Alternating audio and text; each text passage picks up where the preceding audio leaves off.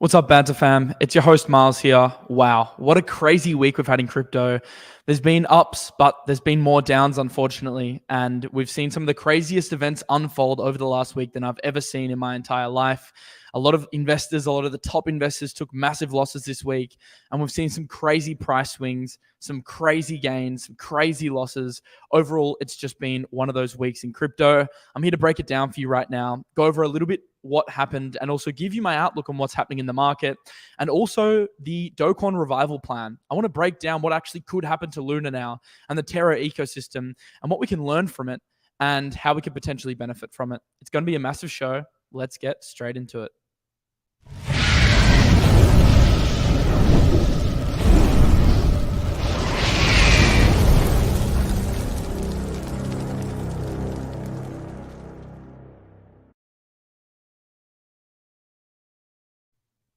So I'm just looking through the market right now. Luckily, we have had a little bit of a relief bounce over the last day or so. When things go down, they don't go down forever. And we did see, obviously, a big capitulation candle across a majority of the market over this week. And that's why we're seeing a bounce now. It can't just go down forever. And we are seeing some nice gains across the rest of the market. Obviously, for the week, things are still extremely down. No more so than Luna, which obviously went to effectively zero. But at least we're getting a little bit of relief going into the weekend. Let's have a look at what could happen going into the weekend, though, because weekends are typically a very volatile time in crypto, and it's very hard to make judgment calls headed into a weekend or during a weekend because obviously the price is just so volatile. But we have Bitcoin fighting in this range right now. We're still fighting for this 30K region, and it actually is a good sign that we did wick down to this 25,800 mark, but we are managing to hold the 29K level. So 29 to 30K is still that key range, that 30K range that we don't want to lose. As I said in my previous video, if we do break 29 and we close below it on the daily, I'm expecting a pullback to the 24K region. We can see this is a previous area of support and resistance, and that's my next price target. If things got way worse, then we've got 18K as the next region and then 12K. For you real bears out there. But right now, the focus is on holding this 29 to 30K range. We've done it so far. We did wick down to 25,800 and tested that area, but we came up quite strongly. There was a lot of buy pressure in that region. So all eyes on Bitcoin right now. All eyes on what Bitcoin is doing, because obviously that will affect the alt market. And the alts took a massive hit because they were being front run. A lot of investors were going risk off in their approach this week. And that's why we saw massive altcoin sell-offs across the market, obviously spurred on by Luna. And I'll get into Luna in a second because I know it's the talk of the town. But let's look at some interesting Bitcoin statistics we're getting at the moment. Because Will did a thread today and he said, for the past few months, I've been saying it's a great time to DCA heavily. This is contrary to what a lot of people in the market are saying right now. Will said, now I believe Bitcoin is very close to a multi-generational galactic pico bottom where I plan to allocate all of my dry powder for my grandchildren's grandchildren. Now, he goes on to explain why he thinks this. And I think there are some interesting points we've got to go through in order to work out where Bitcoin is sitting in a macro picture. Because we have to look at the range of over time, how Bitcoin has been trading, and also what the on-chain data is telling us now. I know a lot of people don't like on-chain data because it's giving too much hopium, but I think Will had some good points. And Will is another youngster in this industry alongside myself, and I think he's a very smart one at that, and he has some good advice here. So he says we're very close to realized price. Now, what the realized price is it is the price where the majority of Bitcoin was purchased for. So you can think of it as basically the average price that people have purchased Bitcoin on the market. And this is sitting at 24K right now, and that is the region we're looking at. With that in mind, the market price to realized price ratio is very close to the green bottom zone. So typically we've seen when the market bottoms out and hits this green zone, that has historically been what we have called the buy zone. And that is the zone we're in right now based on the dormancy flow chart that Will is showing us here. We also have reserve risk heading lower into the lower bound of the buy zone, which illustrates holder confidence relative to price. So that's obviously the confidence of the market sentiment versus the price. And then we're also seeing in the Mayer multiple, we're seeing that's also in the buy zone, which is almost at historical lows. So what Will is painting the picture of here is that Bitcoin is coming to a good risk-reward entry zone for long-term holders. And he's saying also we're approaching the 200-week moving average as well. And we can see Bitcoin is very, very close to this region where there was a wick down that came quite close. But as the moving average kind of increases and ticks upwards, we should be hitting that equilibrium point in the near future. Here's an interesting point that he's trying to make with all this, and that's based on aggregation of these metrics and price levels. The bottom is most likely in the low to mid 20s, aligning with the theory of front-running previous all-time high. Question to ask yourself is, in 2 years, will buying at 29K versus maybe sniping the bottom matter? Probably not, but I'll try. Biggest perceived risks are other equities have a 2008 type crash, or also if everyone is looking at the same metrics and the price levels, does that cause them not to work this time? So to summarize the points that he's making here, it's that from a risk reward perspective, even though the bottom is most likely in the low to mid 20s, he thinks that buying at 29K is still decent risk reward considering the risk of potentially waiting for 20K and missing out on it.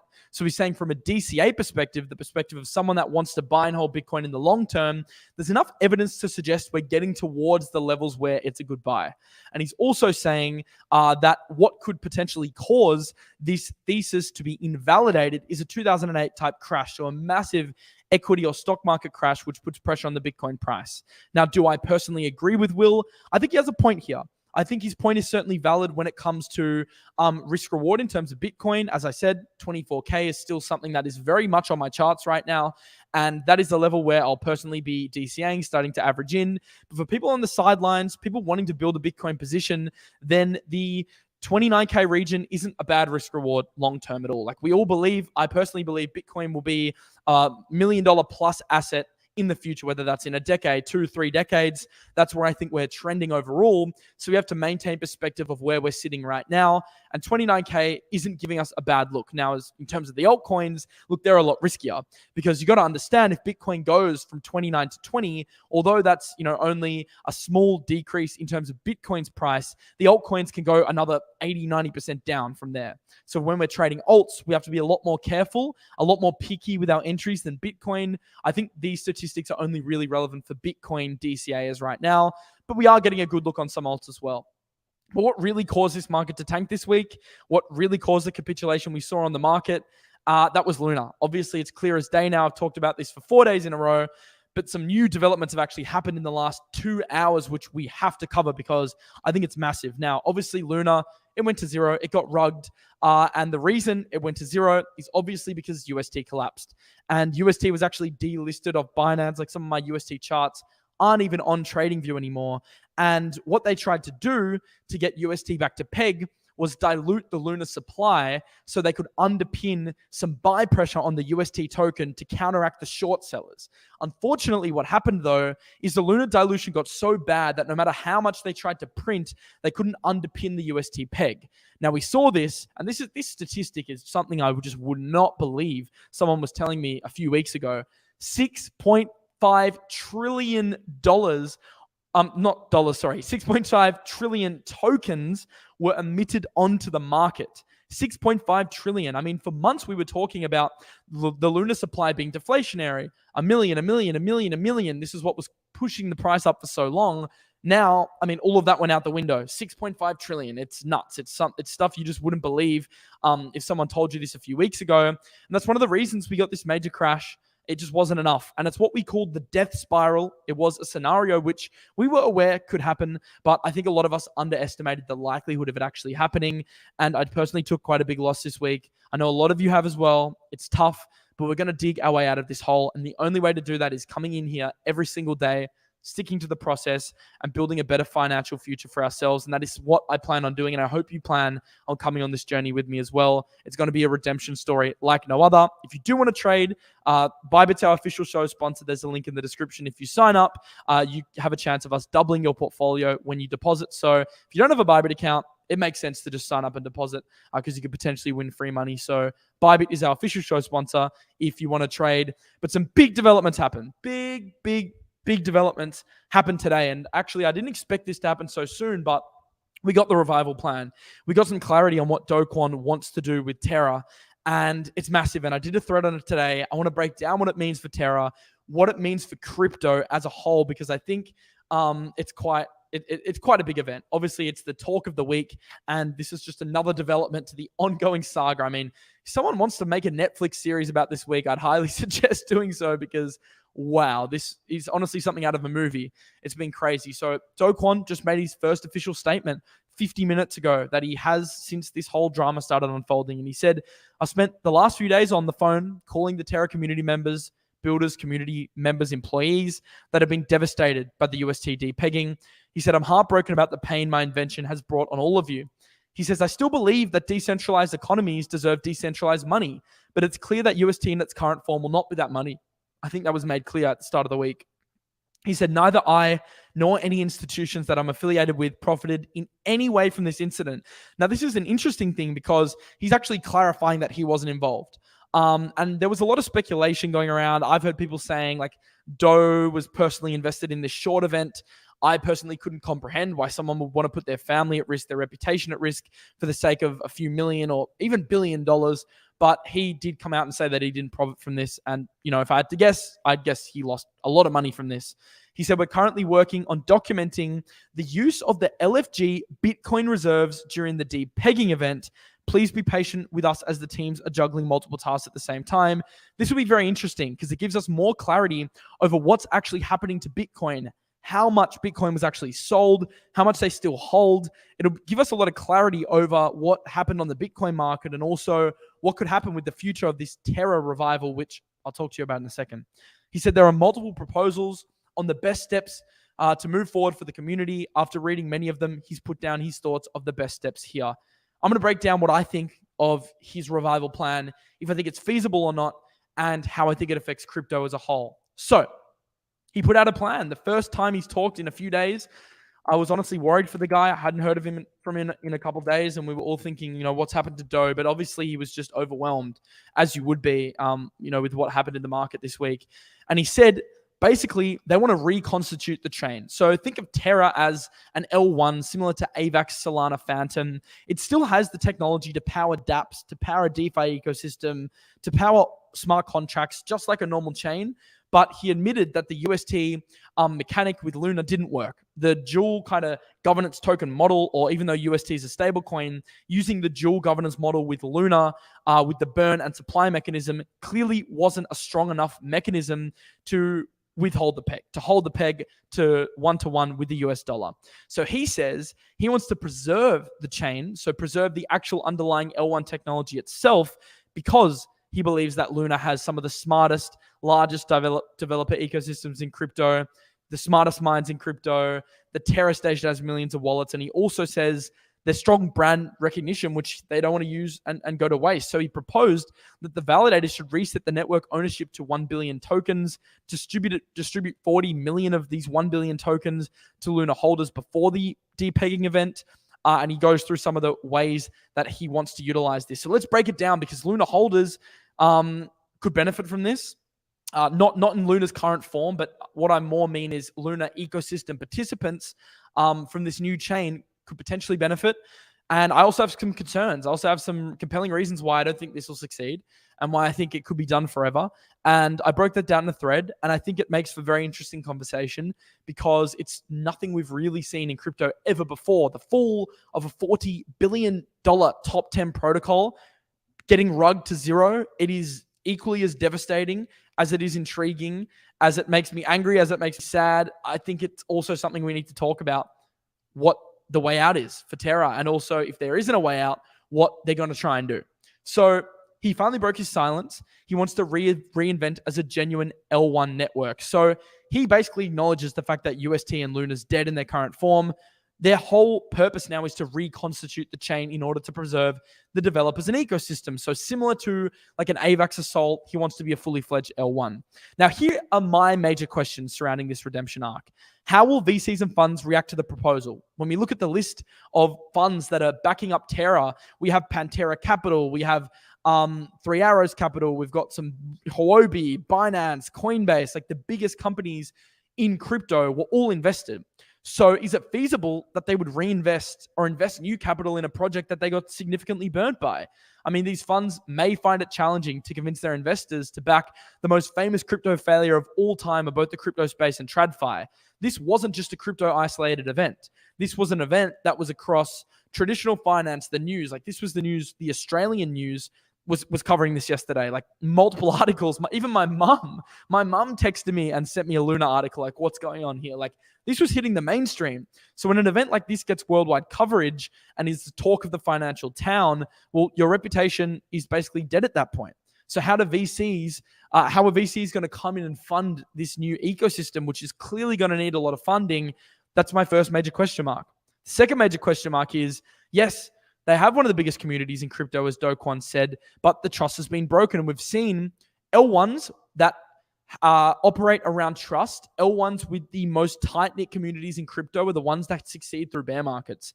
XRP, down more than 60% from its highs, still has a very loyal community. As I hate to say it, because, well, I don't hate to say it because I don't have anything against Cardano, but, I joke about Cardano a lot, but honestly, it has a strong community. Ethereum has a strong community. Solana has a strong community. So the success of projects rely on the trust of the community. And obviously, that's been broken. And then you have a leader like Kwon, who was allegedly exposed as the owner of the founder of Basis Cash, which was a previous failed stablecoin project in 2019. So that is 2 failures for Kwon now, if these rumors are true. And that means, will VCs really want to come in and back a third? But the more interesting conversation I have about this is the mathematical feasibility. And there's mathematical studies that have been done over the past day, whether it's actually feasible to launch a new chain and whether holders will actually be reimbursed anything. And I want to go through this data now. So based on this proposal, assuming an $8.25 billion block space plus the residual Bitcoin value that they still have in their reserves and a 44% ownership stake, UST holders will recover 33 cents. Keep in mind, ghost chains, obviously like XRP, ADA, are still valued in the tens of billions. So if Luna recouped an $8.25 billion block space, then UST holders would recover 33 cents on the dollar. Now, that's quite interesting, but I do have a counterpoint to this math that I think maybe eradicates this equation to do with this 33% equation. And that is, I don't think we can realistically value the Terra block space at $8.25 billion because I think the valuation will be a lot lower based on this. Crypto valuations are based on future growth. Obviously, if we look at the market caps of cryptos right now, you could argue they're excessively overvalued. A lot of chains that only have a few 100,000 daily transactions or a few 100,000 users, they have high valuations because the market is betting on future growth. Just like in the stock market, when you invest in a new startup, it may actually not be earning any profit like Tesla was last year. They were losing money, but it still had a multi-billion-dollar valuation for the fact that investors are pricing in future growth. So in order to give Luna a valuation of, say, $8 billion, even with the new L1, future growth needs to be factored in. And Terra's reputation, though, has been so damaged that the acquisition of new users and investors in order to underpin this future growth is very difficult. Because obviously, when we're looking at future growth, we are assuming more users are going to come in and use a chain. Now, if a reputation has been so badly damaged that users can't feasibly come on and use the new chain, then obviously that becomes an issue. And that makes it a lot harder to substantiate the $8 billion valuation that we've seen in that mathematical calculation. Now, I have an interesting piece of math right here, and I thought it was quite an interesting one in terms of framing the valuations in crypto as a whole versus traditional finance. So I'll use Cardano as an example because it's a chain that gets a lot of hate in terms of its valuation versus its transactions, but I think it's an applicable example. So ADA only does 100K daily transactions, and it commands a valuation of almost $19 billion.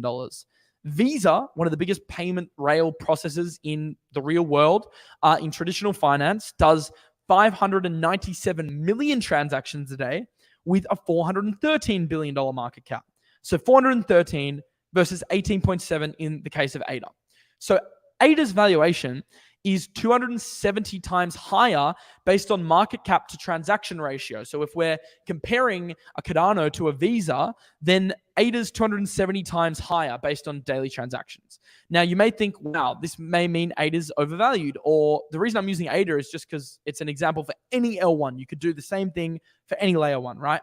The reason it's overvalued in that sense is because investors are pricing in future growth. They're pricing in the network effect of such a new piece of technology being able to accrue more users. And as we know with network effects, the more users you can reel in, the exponential growth that you actually get from those users as transactions facilitate user to user and the network grows and grows and grows. So the point I'm making here is that that is why crypto valuations are so high, because of this future growth factor. However, for Terra, with the new chain that they want to launch, or at least use as a reconstitution of the current chain, to command a comparable valuation to something like ADA or even a multi-billion-dollar valuation, it would need to factor in sizable growth. That has to come from users. Now, users and investors, it's obviously a lot harder to acquire them when you've lost the industry's trust. Also, Terra's tech, in my opinion, isn't any more impressive than other comparable L1s. Luna's tech was so impressive because the mechanism we at least thought was genius. We thought that the UST and Luna mechanism was very, very smart. Now, clearly, the tech wasn't good enough. It wasn't up to scratch. But if we take the L1 tech in and of itself, I don't think it's any more impressive. In fact, it might be less impressive than an AVAX or a Solana or even a Phantom, which uses ABFT consensus DAG technology, which I think is quite a good way to scale in crypto. So the hardest part of Luna 2.0, the overarching theme here, is that it will be very hard to convince smart money to invest over the alternatives. And the success of L1s ultimately come down to its dApps. The reason Ethereum succeeded was because of the small dApps, the applications that built communities from the ground up. Many, many successful projects are successful because they have a vibrant ecosystem of developers and applications. So these applications, in the case of Terra's new chain, they'll need funding. They will need capital to come in and back these projects in order to build these dApps, in order to facilitate DeFi, in order to build up from scratch. And unfortunately, without runway for these projects to develop and grow over time in the form of financial backing, then it's going to be very hard for an ecosystem to thrive. So I think it's going to be very difficult for them to come back. Can they do it? Yes. Will it be hard? Absolutely. And even with the developers, as Kwon said in this plan, I still think I still don't think it's a strong enough reason. I still don't think it's compelling enough. So at this stage, I would call Luna dead. And now that we're calling it dead, where do we go from here as investors? How do we move forward? I know a lot of us lost money on it. I got liquidated on my position personally. I had money in the DeFi ecosystem that I lost personally, and it's been a tough week. In fact, it's been the toughest week I've ever had to endure in crypto. It's made me sad. It's made me frustrated. It's made me angry.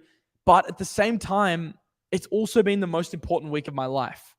This week, as tough as it's been so important. I think it's given me valuable learning experiences. I don't think I could get anywhere else. No university degree, no financial services, internship, nothing. This is education at its finest, as tough as it is. And it's what we do from here that counts. It's how we pick ourselves up. It's how we move forward. And it's how we actually plan during this bear market to make life-changing wealth that matters. It's what we do now. It's not what's done, which is going to make the difference. And you guys have got a hell of a ride in front of you, and so do I, because I'm going to take you on the ride of what it takes to become a successful investor in this industry.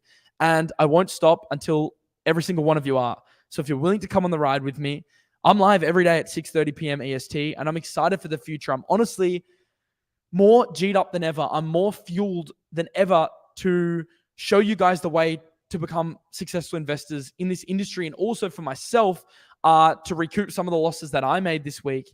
And I think that there's so many opportunities that are at our doorsteps to find the next Luna, to find the next anchor protocol, that the opportunities are endless. I mean, the people that find the next anchor, because trust me, there will be, the protocol that actually lands this algo stable mechanism and makes it a success, they're the ones that are going to make crazy money. So I have conviction that we have an opportunity now to make more money than ever during this bear market. But we have to stick to the course, and we can't lose faith because of one knock, or that's not going to get us anywhere. But I want to answer your questions. I want to continue this conversation. So over on my Instagram, I will be going live right now in 30 seconds as soon as I finish the stream, and I'll be going live to answer any of your questions. And as you guys know, I've been following you guys like crazy. In fact, I'll follow a bunch of you now because I've been following people back for showing support on my Insta. I'll give you a follow back. So yeah, give me a follow. I'll be following back another 10, 20 people and going live on my Instagram right now because I want to help you guys answer some Q&As, just have a chat with you, connect with you. So yeah, let's go over to Instagram, link in my description. Let's have a conversation, and I will see you next week on the show. Peace out.